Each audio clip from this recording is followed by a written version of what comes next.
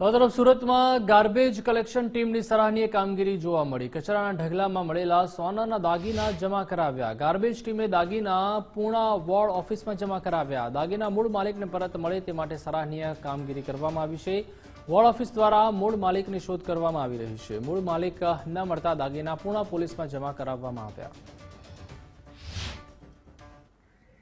સ્વચ્છતા કર્મી દ્વારા door to door garbage collection દરમિયાન કચરાની ગાડીમાં બે સ્વચ્છતા કર્મીઓ દ્વારા ગાર્બેજ કલેક્શનમાં જ્યારે કામગીરી કરતા હતા ત્યારે કચરામાંથી બે સ્વચ્છતા કર્મી ગણેશકુમાર મુરલીધર અને શીલાબેન સંજયભાઈ વાનખેડે પોતાની કામગીરી જ્યારે કરતા હતા ત્યારે તેને કચરામાંથી 50 ગ્રામ સોનું મળી આવ્યું છે।